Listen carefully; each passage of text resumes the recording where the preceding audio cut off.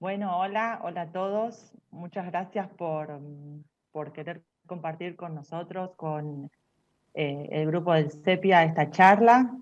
Es un poco raro para mí esto de hablar en público, pero bueno, la idea es un poco hoy juntarnos y charlar un poco de lo que son los techos verdes sustentables o los techos verdes en Cava.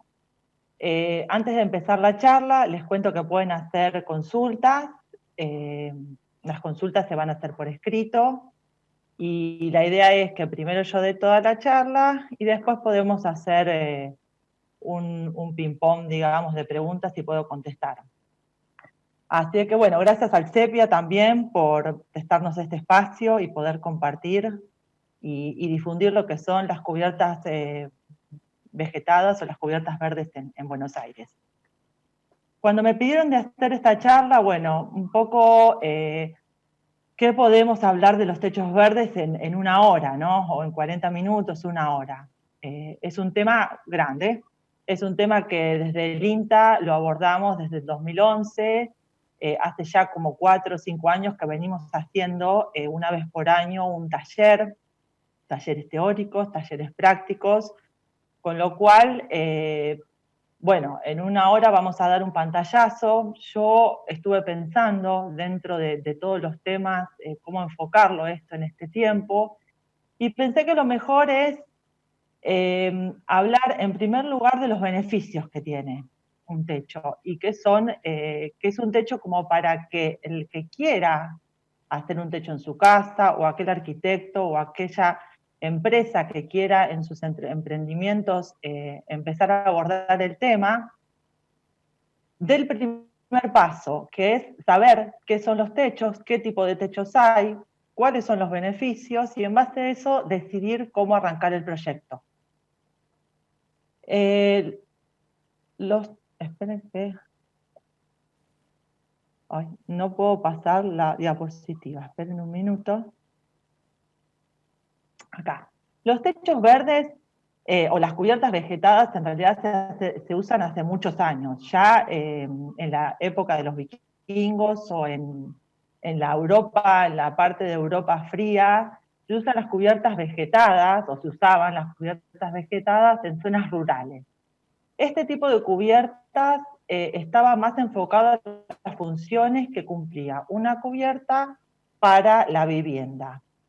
Podemos decir que Minke, el arquitecto alemán, fue el pionero de llevar esto o de traer esto a la nueva era. Él ya hace más de 40 años que está con el tema de las cubiertas verdes, más enfocado a lo que son bioconstrucciones.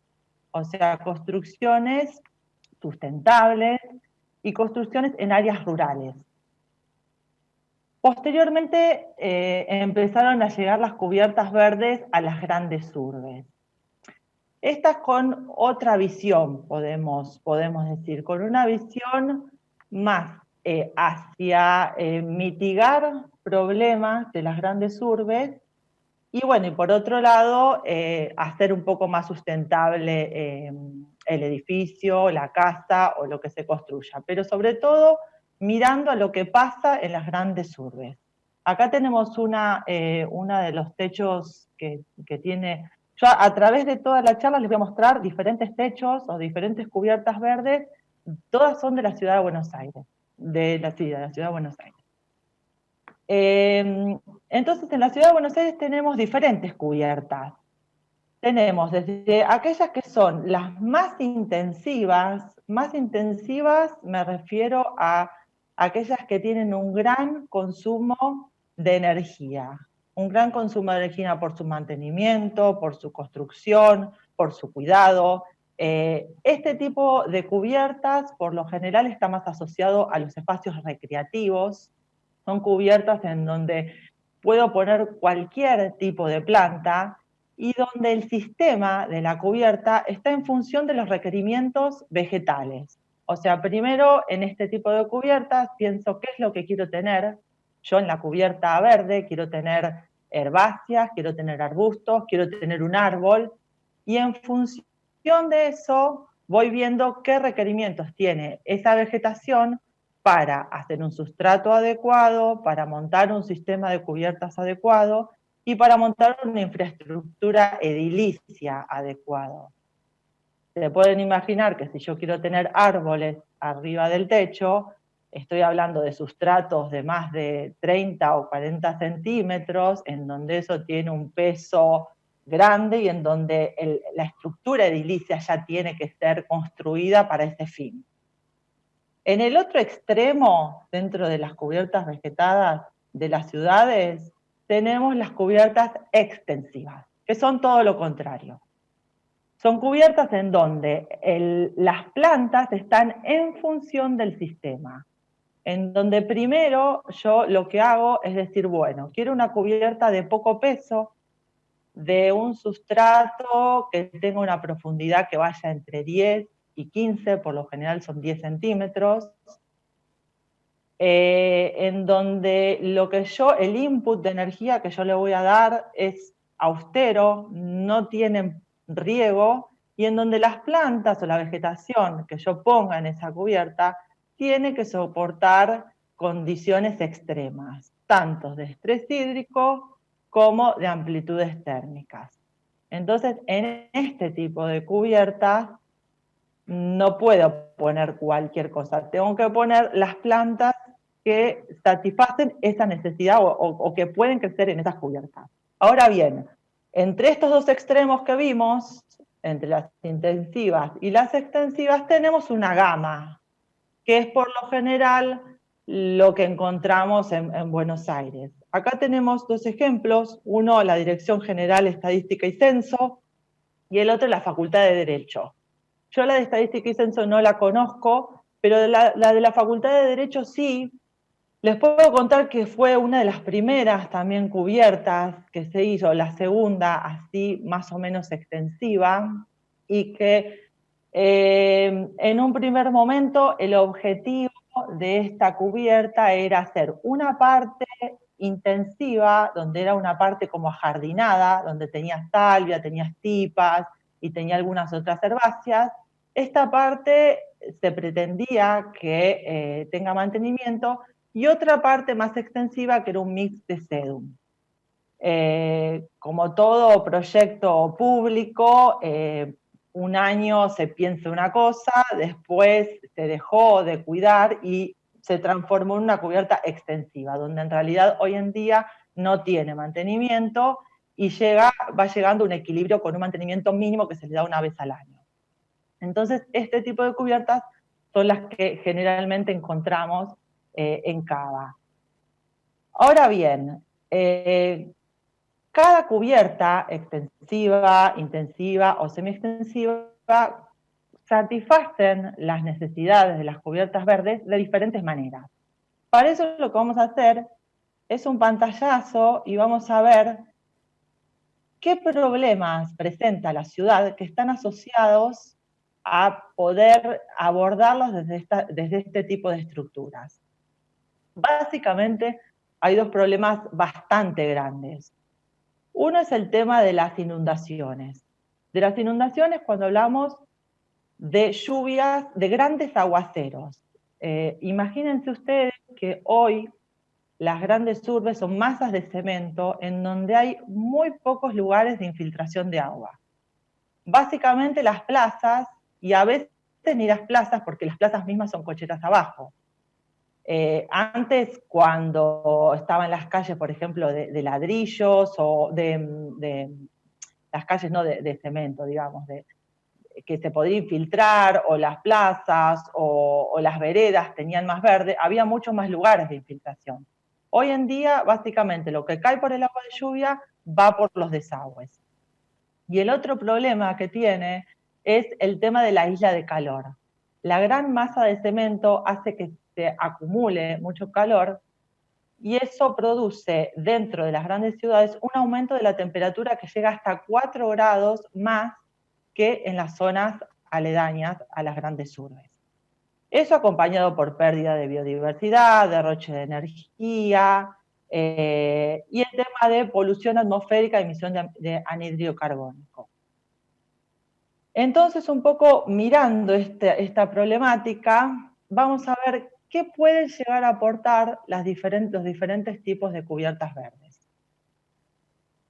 En el tema de la colaboración del control de las inundaciones y la eficiencia de las redes pluviales, las cubiertas verdes pueden actuar de dos maneras.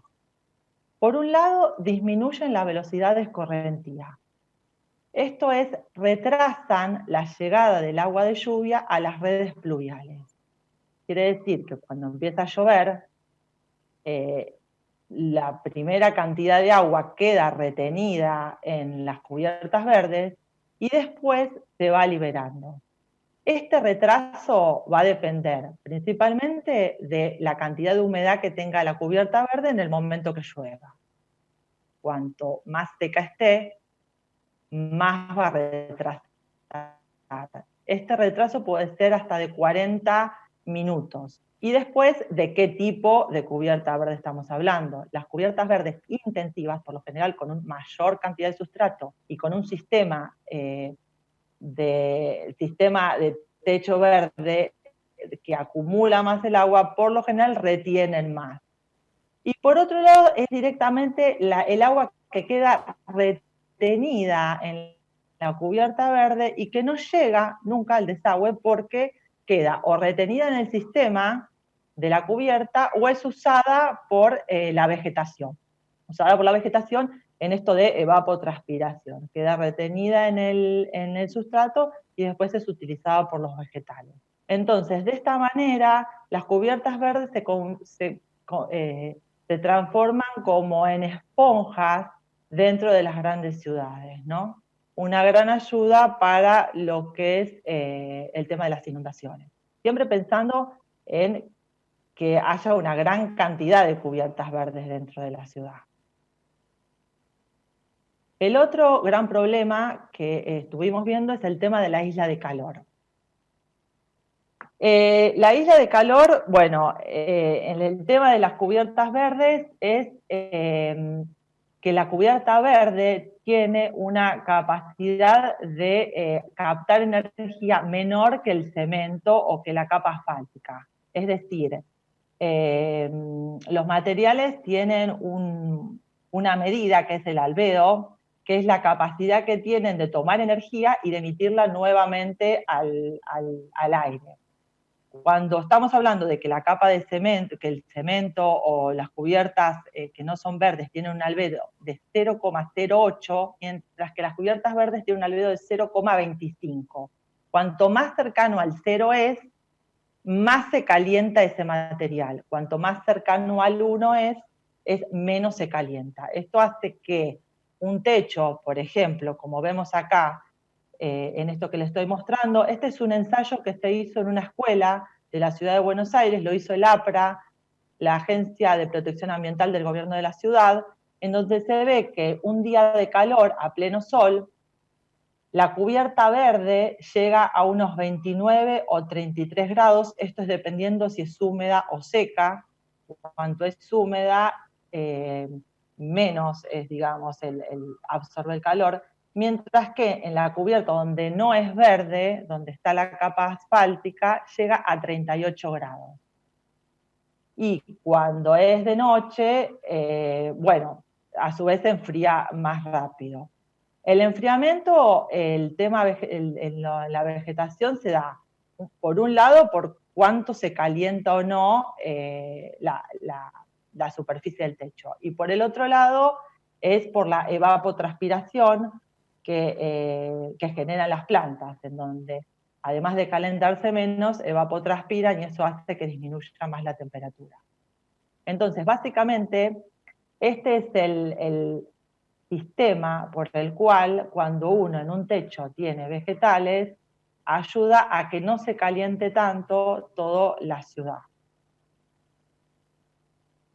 Bueno, como vimos, el tema de la biodiversidad y el hábitat, en esta escuela también se hizo un relevamiento de los insectos y los insectos, arañas, gusanos que visitan, digamos, la cubierta y se ve una gran diversidad. También esto está muy relacionado por qué tipo de cubierta. Las cubiertas intensivas, por lo general tienen mucha mayor biodiversidad. También son visitados la fauna, lo que hacen los corredores, la fauna pueda atravesar y vivir dentro de la ciudad, digamos, sin tener lugares que corten ese pasaje, ¿no? Cuando nosotros tenemos masas de cemento, no sé si eso se escuchó o no, masas de cemento en donde no hay nada verde, no hay árboles, no hay plaza, no hay jardines, no hay techo, no hay nada, es muy estudiado últimamente.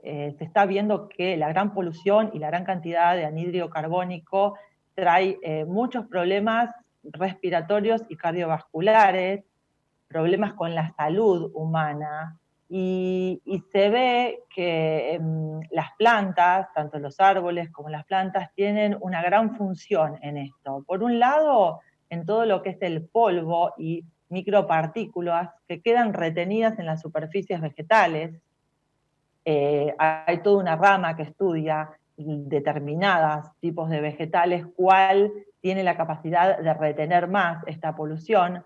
Y por el otro lado, bueno, el aporte que hace los vegetales a través de la fotosíntesis del oxígeno y de tomar el dióxido de carbono, ¿no? Entonces, en el tema calidad de aire, es muy, muy favorable. También está asociado a la absorción y el aislamiento sonoro, no solamente para lo que son las casas que tienen el techo o los edificios que tienen el techo, en donde quedan aislados entre la capa de sustrato, la capa de vegetación y la capa de aire, digamos, que queda, es realmente hace de una acústica muy buena, sino también para el exterior porque hace que reboten menos los ruidos, igual que las paredes verdes o los jardines verticales. Esos son muy buenos en lo que es la aislación sonora, porque el ruido es absorbido por las hojas, entonces no rebota como rebota en una pared de un edificio. Por otro lado tenemos, bueno, el verde asociado a la calidad de vida. Esta es la escuela donde yo les dije que se hicieron todos los ensayos. Estos fueron los primeros ensayos que se hicieron en la ciudad de Buenos Aires. Ya muchos países están en un marco y están fomentando lo que son las Green City o las ciudades verdes, estos asociados con beneficios físicos y psicológicos. Otro ejemplo tenemos el Sanatorio Finoquieto, que tiene en su último piso todo un deck y todo un lugar para poder disfrutar de una cubierta verde. Está también estudiado los beneficios a nivel humano de sentirse mejor, de bajar el estrés, y bueno, y se percibe todo eso. También tenemos el tema económico. Bueno, hoy en día un edificio o un complejo habitacional que tenga espacios verdes, que tenga lugares recreativos, eso se valora muchísimo. Piensen que hay gente que no tiene acceso a verde, vive en la ciudad, vive en plena ciudad, los chicos van a la escuela también en un marco urbano. Entonces tener un lugar verde se valora muchísimo. Por otro lado, tenemos todo lo que es el nicho comercial que abre todo este campo, ¿no? Productores florícolas, paisajistas, agrónomos, todo lo que hace al mantenimiento de estas cubiertas verdes. Y por otro lado, el tema del resguardo. Uno siempre piensa, uy, un techo verde, pero se llena de agua y empieza con las infiltraciones. Justamente los techos verdes, bien hechos, por supuesto, son los que menos problemas con filtraciones tienen y los que más dura lo que yo use para impermeabilizar.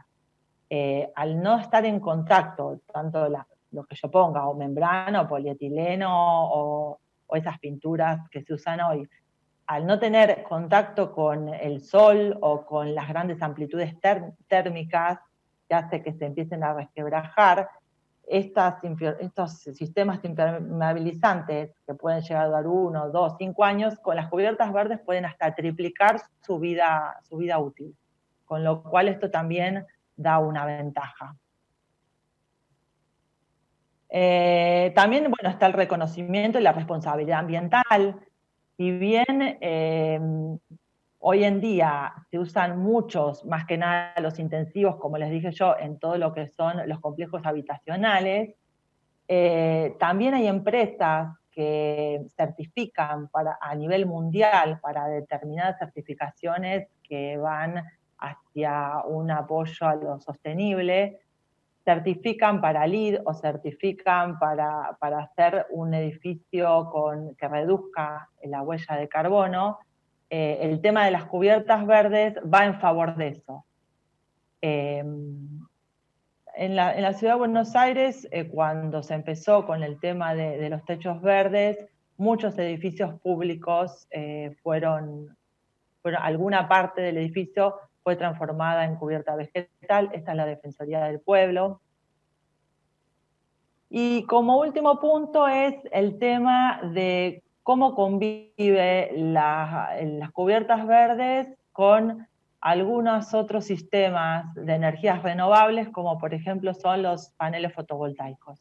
Se sabe que los paneles fotovoltaicos tienen una temperatura óptima, donde se hacen más eficientes. Esa temperatura por lo general está entre 25 y 26 grados, con lo cual si yo los pongo en un techo donde no hay cubierta verde, el techo puede llegar a 30 y pico de grados y eso disminuye su eficiencia. Entonces se usa mucho cubiertas extensivas y sobre esas cubiertas extensivas los paneles fotovoltaicos. De esta manera se hace mucho más eficiente su uso. Bueno, teniendo más o menos un panorama de los beneficios asociados a las cubiertas verdes, el primer punto, si yo quiero poner una cubierta verde, es planificar. ¿Qué necesidad quiero satisfacer con la cubierta verde? Quiero irme a buscar un lugar de esparcimiento, a un lugar donde los chicos puedan jugar, donde necesito un jardín, o estoy más en lo que son las energías renovables, aplico para LEED, estoy en un lugar público en donde las extensivas pueden ser mejores por los mantenimientos. Eso es el punto uno, porque si bien todo tipo de cubiertas de alguna manera mitiga el problema de las grandes urbes, hay una diferencia entre las intensivas y las extensivas. Unas se comportan mejor para unas cosas y otras para otras, ¿no? Por el otro lado es, bueno, ¿en qué estructura edilicia estoy? ¿Estoy en un edificio ya hecho o estoy en un proyecto para hacer? Si estoy en un edificio ya hecho, ahí nosotros vemos, por ejemplo, el edificio corporativo de Allianz.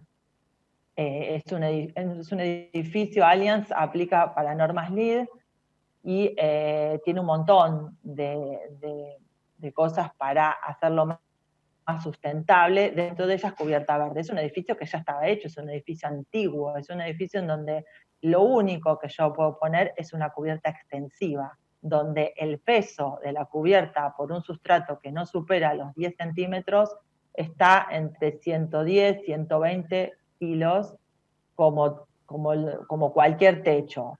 Ahora, si yo estoy en un proyecto, bueno, ahí sí, en el proyecto, sin tener el edificio hecho, puedo decir, bueno, quiero un bosque, con lo cual voy a hacer un edificio para que me soporte un bosque en el techo. Y el otro punto fundamental es el mantenimiento futuro. Bueno, la cubierta verde, ¿dónde la voy a hacer? Y a futuro se puede mantener, o sea, lo que yo pida para la cubierta verde para mantenerlo, se va a poder hacer. Esto es lo que no pasa muchas veces en edificios públicos. En edificios públicos muchas veces hacen las licitaciones, se proyectan cubiertas y se piensa que se va a mantener de por vida siempre, y pasa que un año tiene plata, el otro año no, y ahí queda abandonada la cubierta. Si yo pensé en una cubierta intensiva, esa cubierta va a ser un fracaso al segundo año. Por eso siempre pensar en a futuro cómo yo lo voy a mantener, cómo yo voy a hacer perdurar esta cubierta es fundamental para tener el éxito de la cubierta. Entonces esto es lo básico que hay que ponerse a pensar cuando uno quiere emprender el proyecto de una cubierta verde. Ahora les voy a contar, pasando un poco más a lo técnico, les voy a contar que desde el INTA nosotros abordamos la temática de cubiertas verdes extensivas. ¿Por qué? Bueno, el primer punto es por la demanda del sector privado. Nosotros allá por el 2011 tuvimos una demanda tanto de productores como de empresas constructoras, arquitectos, que querían empezar a hacer cubiertas verdes y en Buenos Aires no había mucho. Entre esas dos tipos de cubierta vimos que las cubiertas intensivas están satisfechas por el mercado. En las cubiertas intensivas se puede usar la vegetación que se usa para un jardín. Hay gente que tiene expertise en el tema, está todo lo que es el césped, que está muy bien desarrollado, y pensamos que la mayor carencia estaba en las cubiertas extensivas, en donde la utilización de sedum, la producción de sedum, no era conocida y no estaba explotada acá. Entonces pusimos foco ahí. Y por otro lado, las líneas de investigaciones hacia los sistemas más sustentables o sostenibles son las direcciones que seguimos desde el INTA, ¿no? Hacer producciones en donde el consumo de energía y principalmente el consumo de agua sea cuidado, que es lo que hoy en día está mirado por todo el mundo, ¿no? El tema del recurso agua, más si pensamos que nosotros en la ciudad de Buenos Aires y en casi toda la Argentina usamos para regar o usamos para las plantas agua potable. En muchos países hay sistemas de agua, se reciclan las desaguas pluviales o determinados usos de agua de domésticos, en donde se usa eso para el riego, pero nosotros estamos usando para nuestros jardines y para todo lo que consuma el agua potable. Entonces, con eso más todavía miramos el tema de la utilización o la necesidad de recursos hídricos para la vegetación. Desde el INTA nosotros abordamos esta temática de dos aspectos. Abordamos en estos años que pasaron el tema de sustrato para techos extensivos y el tema de la vegetación. Y en el tema de la vegetación en dos puntos. Por un lado, evaluamos variedades extranjeras que fueron introducidas a nuestro país por productores y que hoy se utilizan en los techos. Y por otro lado, buscamos germoplasma, buscamos plantas argentinas de lugares semiáridos que puedan llegar a ser utilizadas en estos techos extensivos. Con el tema de sustrato les voy a contar muy rápidamente, así, puntos, tips o puntos claves que hay que tener en cuenta para los techos extensivos. Acuérdense que los techos extensivos estamos hablando en general de 10 centímetros de profundidad, en donde el mayor porcentaje de materia lo da materiales minerales, o sea, materias inorgánicas. Y solamente la materia orgánica entra entre un 10 y un 15%. Acá estamos hablando de sistemas donde el peso es el peso que soporta cualquier estructura o cualquier techo ya hecho, ¿no? La calidad del sustrato básicamente está, los pilares se lo dan las propiedades físicas, que es lo que le permite a la planta tener la cantidad de aire y la cantidad de agua necesaria para vivir, para desarrollarse, y las propiedades químicas. Entre las propiedades físicas, este tipo de plantas es un tipo de plantas que requiere sustratos más sueltos, en donde la capacidad de aireación se encuentra entre 20 y 30%, y la capacidad de retención de agua entre 20 y 40%. Este tipo de plantas no soporta los sustratos pesados, o los sustratos donde están mucho tiempo húmedos. Y por otro lado, las propiedades químicas que la dan básicamente los componentes que yo utilice es el pH, que son plantas que desarrollan mejor en pHs entre alrededor de 5,5. De todos modos, son plantas bastante tolerantes a rangos amplios de pH. Y la conductividad eléctrica, que esto no es por ahí, sí, si nosotros utilizamos determinados materiales que tienen conducción del techo, ahí sí, por ahí voy a tener problemas, pero después con las lluvias, esto se va solucionando, porque es como que se lava. Y acá les hice un cuadrito donde hoy en día los materiales orgánicos más usados para este tipo de techos acá en Cava son la turba y el compost. Tenemos otros materiales, pero acá para Buenos Aires a veces no se consiguen, son un poco más caros. La fibra de coco, por ejemplo, es muy cara. En materiales inorgánicos, bueno, tenemos la perlita, la vermiculita, arena, arcilla expandida, residuos de construcción, cenizas volcánicas, pometina y zeolita. Todos estos materiales a lo largo de estos años que nosotros estuvimos en techos fueron usados todos y varía su utilización fundamentalmente por los precios. Por ejemplo, allá por el 2011 la pometina era muy barata, últimamente se volvió inaccesible para formar parte del sustrato. La ceniza volcánica, nosotros tuvimos un aporte de cenizas volcánicas que vino de Bariloche en su momento, cuando tuvimos lo del volcán, pero bueno, hoy en día tampoco se consigue. La perlita es un material que puede servir para el arranque, pero no es estable en su estructura, por lo cual para un primer momento, para el arranque de las plantas puede venir bien la aireación, pero después se desintegra. Entonces, si pensamos en materiales que mantengan su estructura, no es muy buena.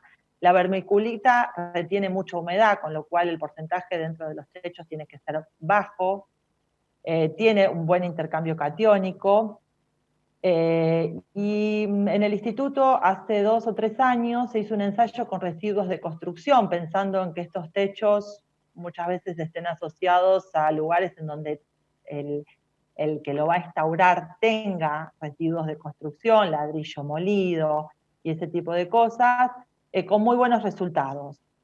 Esto básicamente, les cuento, se usó un tamiz, como tamiz se usó los mosquiteros, con lo cual se tamizó, se hizo como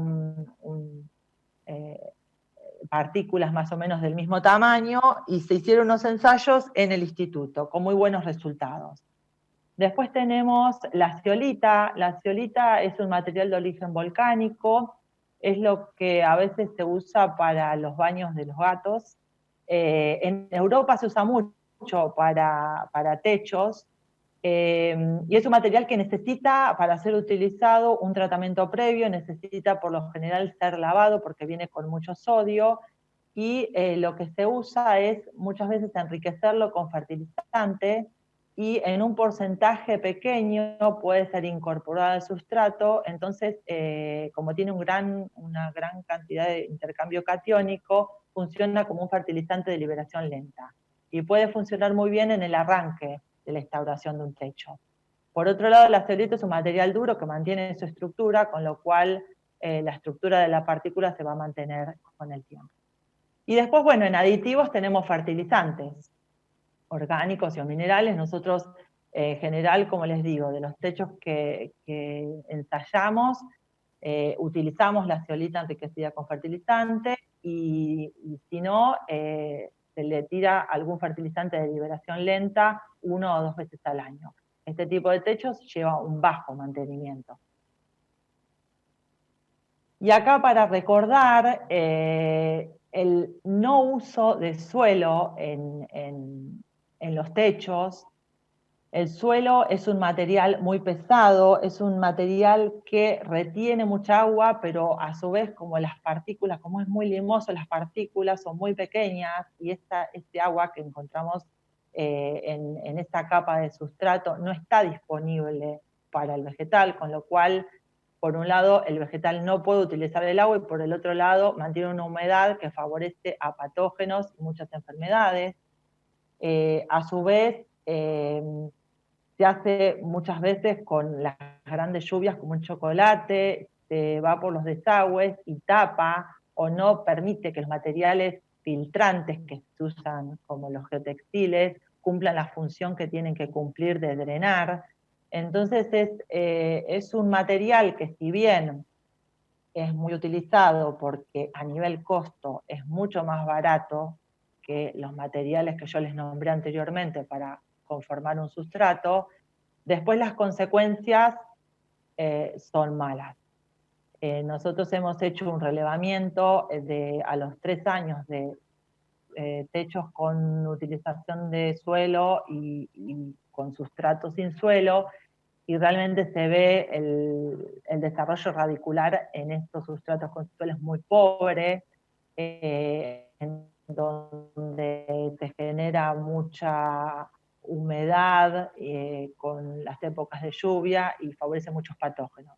Por otro lado, el suelo que se usa muchas veces viene sin desinfectar, con lo cual yo estoy subiendo y estoy poniendo también un montón de malezas y semillas de otros lugares y enfermedades también.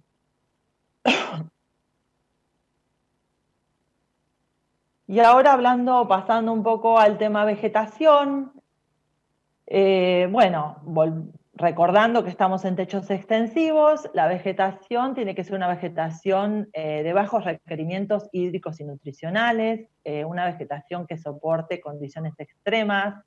El género por excelencia en estos techos es el sedum. Pero bueno, nosotros con algunos ensayos pudimos adaptar y estamos con evaluación de algunas especies nativas que, si bien solas no podrían vivir en estos sistemas, pero en un mix con los sedum forman un buen complejo vegetal. Por otro lado, hay que pensar que este tipo de techos no lleva un diseño como puede ser un techo intensivo, en donde yo puedo diseñar los colores o las plantas, sino es un mix vegetal en donde la cantidad de especies o de variedades tiene que ser alrededor de 10. Cuanto más variabilidad vegetal ponga, mejor, porque más estable me lo va a hacer al sistema. En cuanto a la densidad y la metodología de instaurar, acá en Buenos Aires, lo que se usa, en la ciudad de Buenos Aires, lo que más se usa es la plantación de plantines de varios tamaños. Hay algunos que ponen plantines pequeños, por lo general cuando la profundidad del sustrato es poca, y cuando lo permite ponen plantas un poquito más grandes. Y en el instituto el año pasado estuvimos ajustando una metodología que nosotros le llamamos TEPE, que son como baldosones, en donde nosotros hacemos crecer el mix vegetal en una bandeja. Eso forma una red radicular, que después eso se levanta y se pone como baldosones en el techo. Por eso depende, la densidad de plantación va a depender mucho de qué sistema tenemos, de cuánto es el sustrato, del tamaño del plantín que yo use y de la época del año también que yo esté instaurando el techo, ¿no? Y después, el cuidado del mantenimiento de este tipo de techos es fundamental en la primera etapa. La primera etapa es hasta que yo logre el 100% de cobertura, o la cobertura que yo tome como óptima, ¿no? Hasta que yo no tenga la cobertura deseada, ese techo tiene que ser mantenido, tiene que ser cuidado, tiene que ser regado. Cuando nosotros tenemos mucho sustrato a la intemperie, ese sustrato muchas veces se calienta demasiado porque el sustrato es oscuro, y eso hace que los plantines, si son muy chiquititos, sufran mortandad. Entonces, en el primer año yo diría que es imprescindible cuidarlo. Una vez que la vegetación ya logró una masa radicular buena, que es lo que le va a dar la sostenibilidad al sistema. Eso también hay que tener siempre presente que ver mucho vegetación arriba es muy lindo, pero lo más importante es que ese sistema tenga una buena masa radicular, que es lo que me va a permitir a mí que ante algunas adversidades de momentos muy secos o momentos muy calurosos, esa planta pueda llegar a dañarse la parte aérea, pero si la radícula, las raíces están bien, eso me va a permitir que el sistema vuelva a ser resiliente y vuelva a tomar fuerzas en los momentos buenos. Entonces,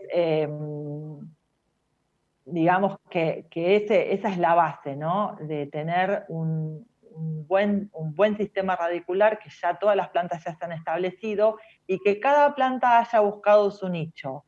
En este tipo de sistemas lo que pasa muchas veces es que las plantas durante el año, todo el año no es igual para las plantas. Para algunas plantas les favorece el verano y para otras plantas les favorece el invierno.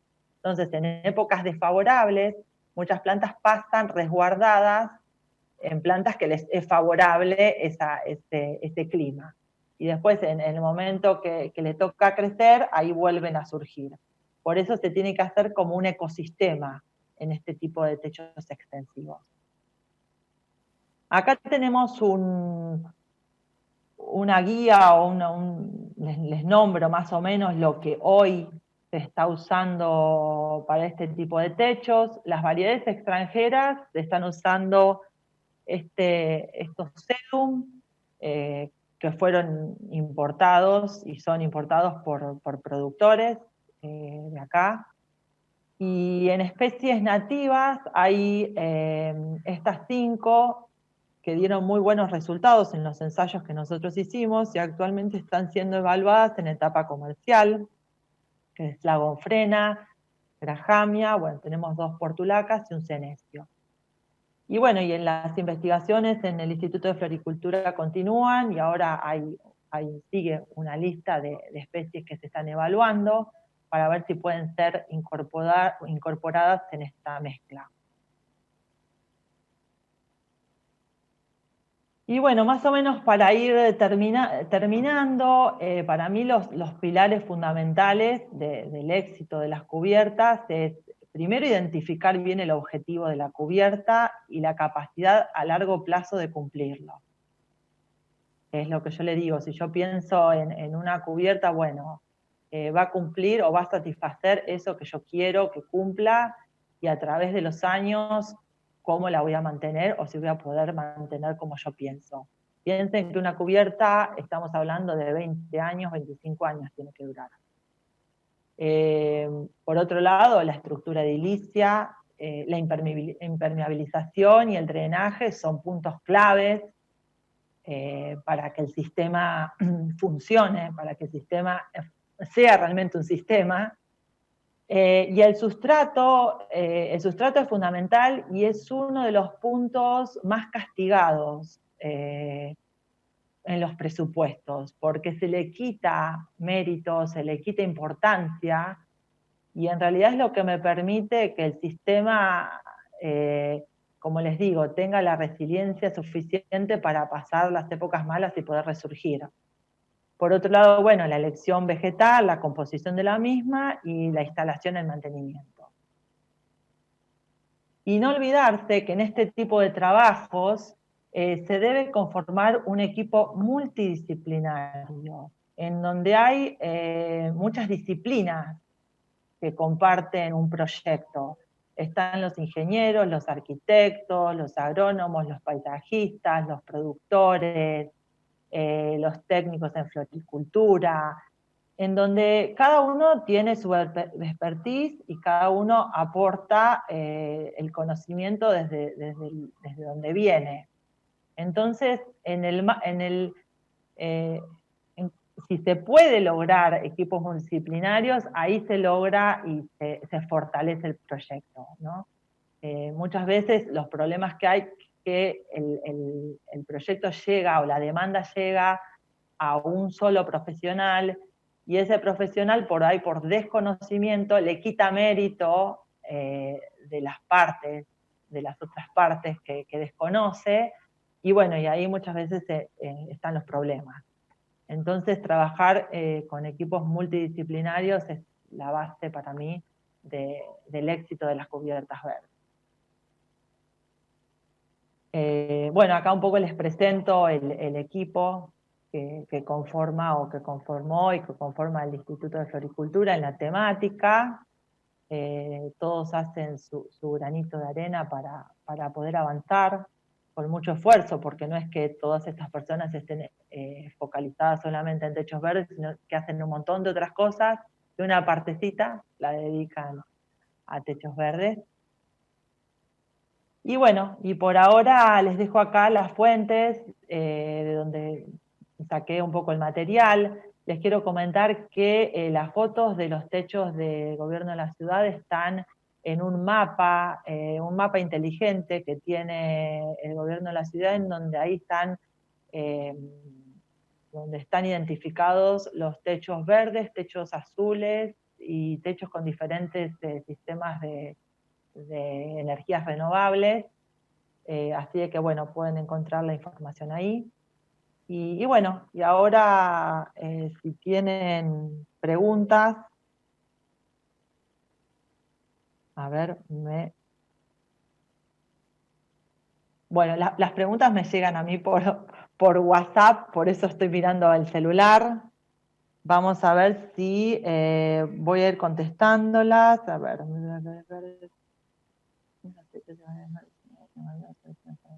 Tanto los techos como para destinar. Acá me hacen la pregunta de el mantenimiento, sí, o sea, cuando uno habla de techos, me dice, tanto los techos como las paredes tienen que tener accesibilidad para el mantenimiento, y lógico que sí.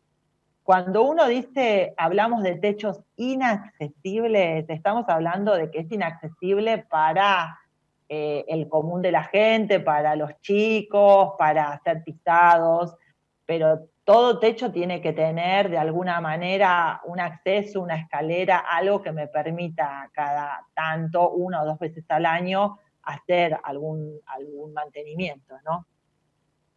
Me voy a sacar los anteojos para leer porque ¿está regulado en los códigos de edificación la incorporación de cubiertas verdes? Sí. En el nuevo código de edificación que salió en el verano este verano que pasó, no, el anterior, está contemplado el tema de cubiertas verdes, así de que ya está incorporado. Lo que sí no es, o sea, por ahí uno piensa en que tiene algún beneficio. No está pensado ningún beneficio para el uso de cubiertas verdes, solamente está incorporado el tema de regulación, cómo tiene que ser hecho, o bueno, temas de que le den como seguridad a la persona que quiera instaurar un techo verde en su casa y que tenga alguna guía para seguir.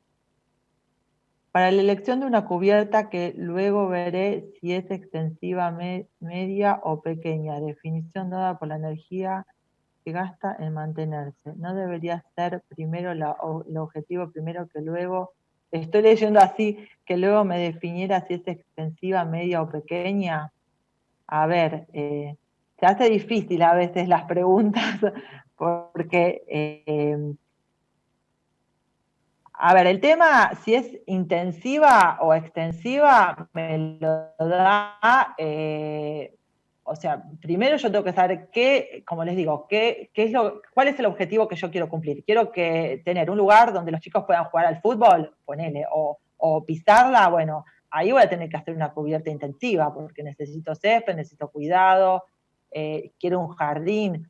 También tengo que tener en cuenta que esa estructura tengo que tener un edificio nuevo, porque por lo general los pesos son mayores a lo que tiene cualquier construcción. Eso es lo que me define una estructura, si es intensiva o extensiva, es la cantidad de energía que yo le pongo para mantener ese techo, básicamente. Esa energía puede venir en mantenimiento, en agua, en sustrato, en plantas. Buenas tardes, ¿tendrá algún proveedor para recomendar? No, en el tema de proveedores hay que buscar. En internet hay hoy en día hay muchos proveedores, ya es un mercado, ya es un mercado que tenemos para elegir, pero bueno, yo no les puedo recomendar desde acá. Con la zeolita, ¿cuál es el fertilizante que utilizaron para hacer la prueba? Nosotros en un primer momento la hicimos con materiales no comerciales, pero después creo que se hizo con materiales con un fertilizante soluble. Al que me hizo esta pregunta, cualquier cosa que me escriba a mí, a ver.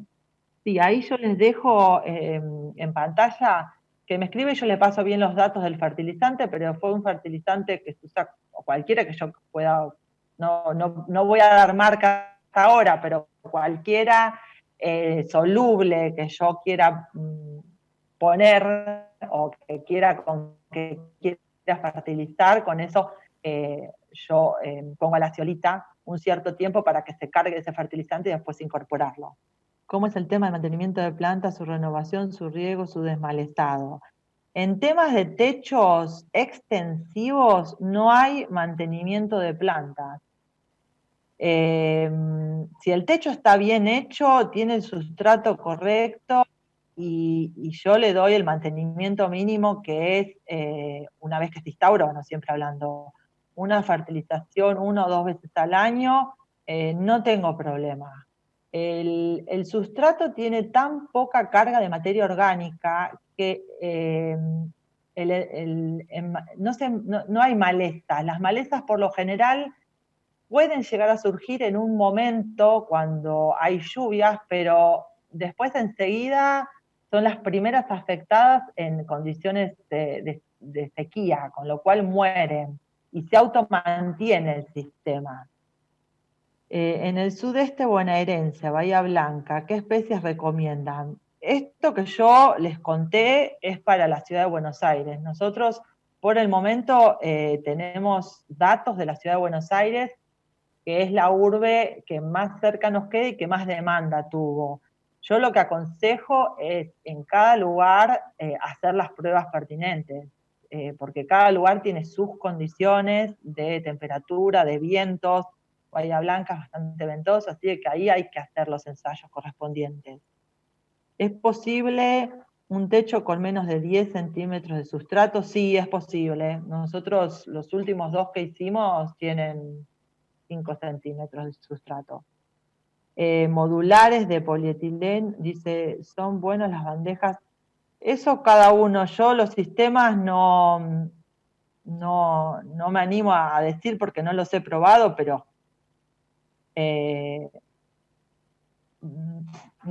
eso no les puedo decir si ese sistema sirve o no sirve porque no lo he probado, supongo que sí. Se puede en inclinación. Estos techos que nosotros hicimos por lo general tienen una inclinación muy poca, no son techos a 2 aguas. Para techos con inclinación hay sistemas específicos que cada tanto van reteniendo, son unas estructuras que se ponen a lo ancho, digamos, del techo, en donde van reteniendo el sustrato. Dependiendo de la inclinación se ponen más o se ponen menos. Eso ya hay en el mercado. Nosotros no hicimos nunca un techo a 2 aguas, un techo con mucha inclinación. Después dice, hola, vivo en un edificio frente a la costa atlántica, por lo tanto, nosotros en la costa no tenemos experiencia, ahí hay que probar. Lo que sí le puedo decir a esta persona es que en Uruguay hay muchos ejemplos de techos que se han hecho en la costa uruguaya. Por ahí pueda incursionar en internet.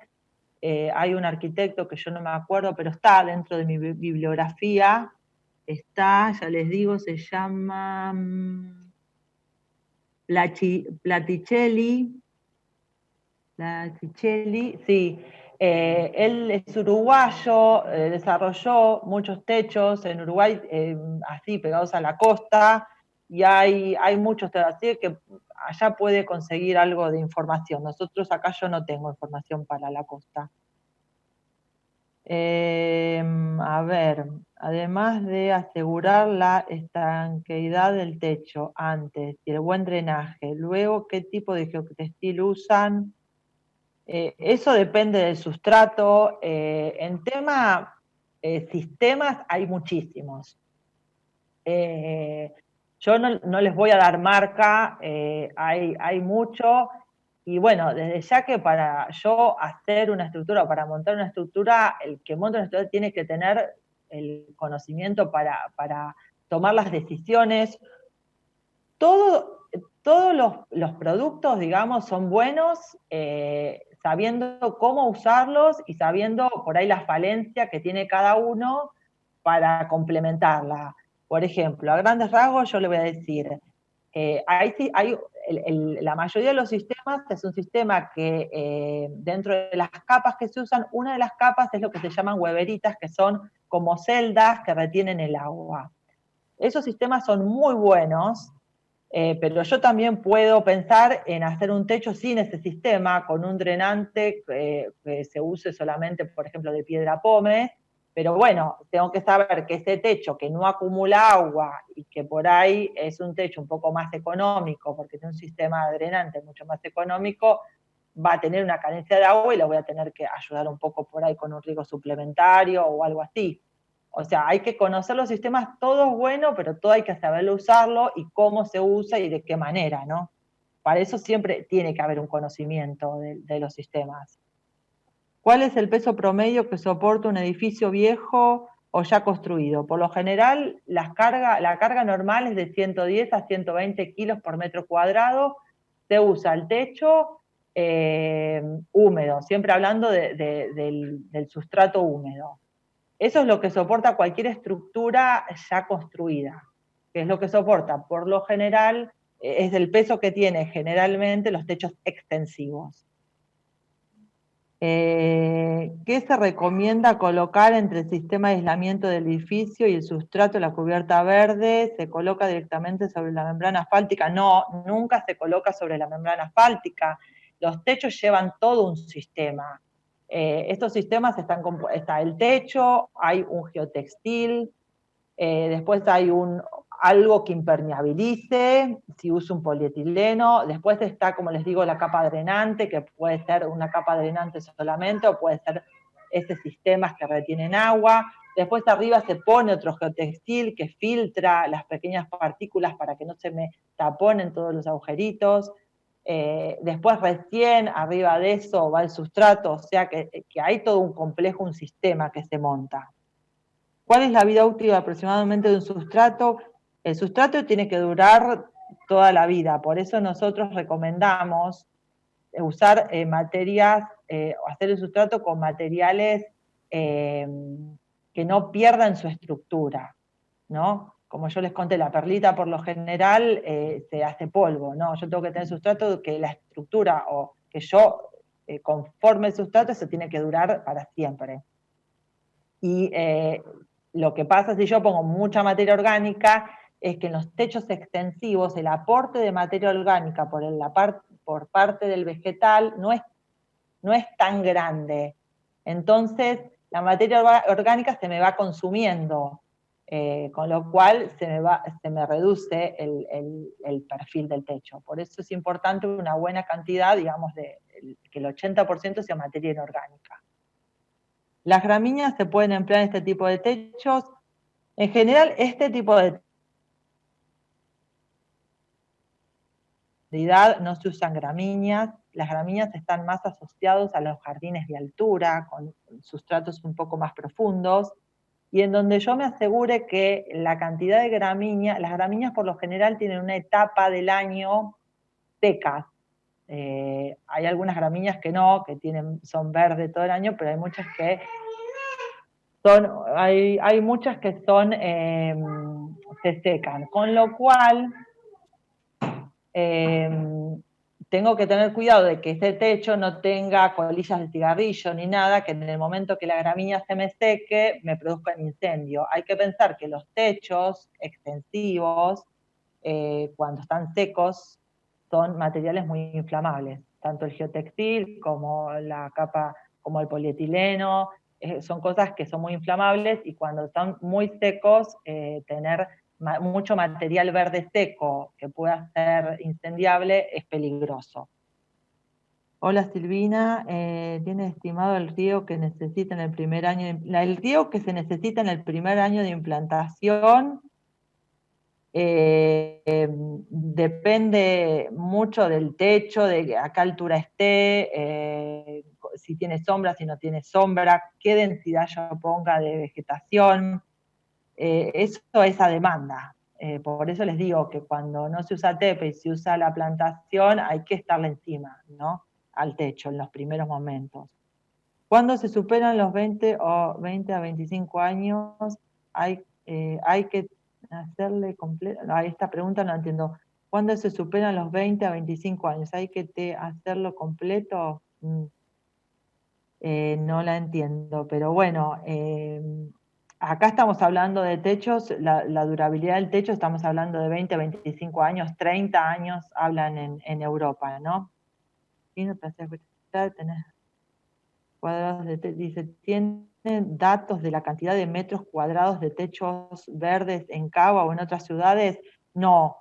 Hay un trabajo, en Córdoba se está haciendo un trabajo y acá estamos empezando a trabajar con la Dirección de Antropología Urbana para ver si podemos hacer un relevamiento de techos y ver de qué superficie estamos hablando hoy en día, pero todavía no lo tenemos a eso. No me queda claro el tema de sustrato. Si uso escombro sería 95% y luego material inorgánico. No, por lo general los sustratos se usa una mezcla de sustrato. Cuando yo hablo de un 90% de materiales inorgánicos, pero dentro de esos materiales inorgánicos se usa algo de vermiculita, algo de escombro, se hace una mezcla, ¿no? Que no se respondieron, me las van a mandar. Bueno, por ahora damos por terminada la charla. Yo me pongo a disposición de seguir contestando cualquier pregunta. Ahí tienen el mail de nosotros donde se pueden acercar. Bueno, mi nombre es Silvina Soto, en el Instituto de Floricultura trabajamos, así de que estamos a disposición de lo que necesiten. Y los invito, hay una charla, yo doy una charla el viernes, está organizada por la Universidad de Cuyo, en donde ahí voy a focalizar un poco más en el tema plantas, así de que si están interesados, si quieren seguir incursionando en el tema, nos podemos encontrar el viernes. Por ahora, les agradezco muchísimo a Sepia, a todos los que participaron de esta charla, y bueno, y quedamos en contacto. Así de que bueno, muchas gracias, Adiós.